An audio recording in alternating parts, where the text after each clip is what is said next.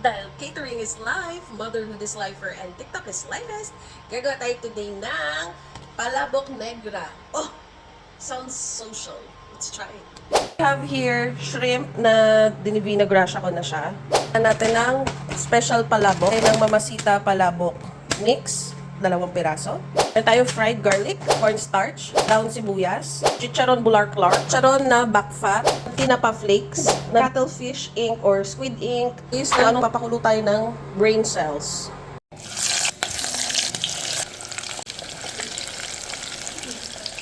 Piprito tayo chicharon bulaklak. To start with the deveined shrimp.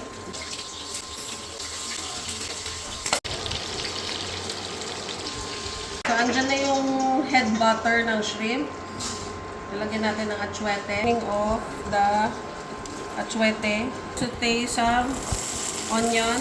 Kalahati lang. Yung garlic din. Some onion leeks. Tinapa flakes.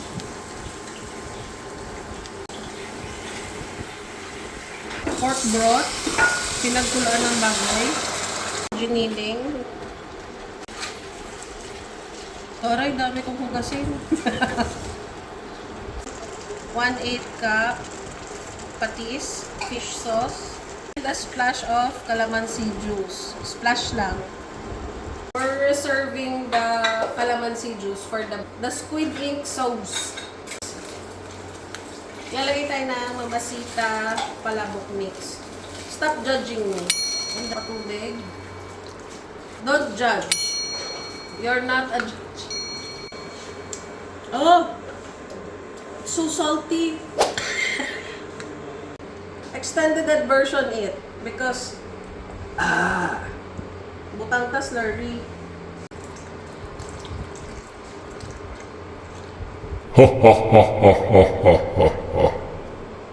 Here, soak in tap water for 10 minutes. What am I doing?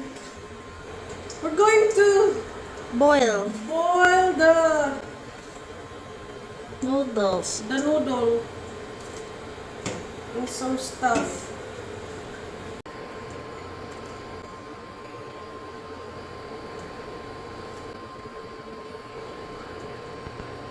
Not getting burned by the water.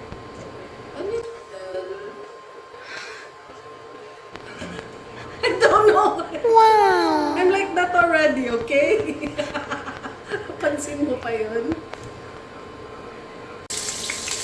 Going to saute some garlic, all the leftover onion leeks, the onion, the black squid ink. Sarap nito. Oh, pakasarap. Smells like Sophie. No, not you. You don't know Sophie?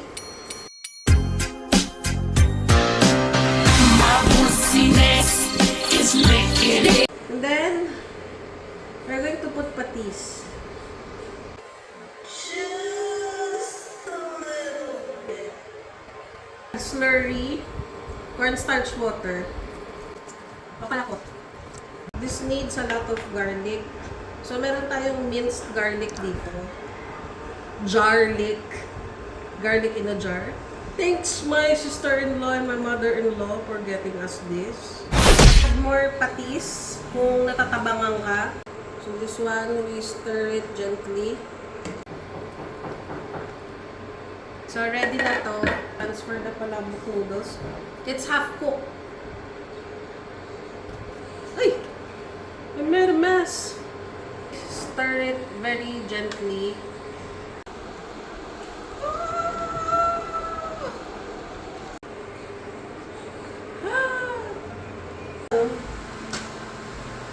I don't have hammer. I don't have bottle. I don't have rolling pin.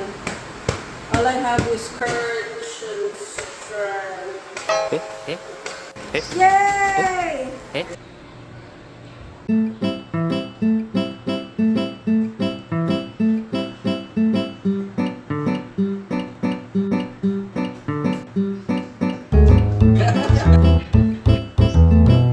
Uy, ang sarap.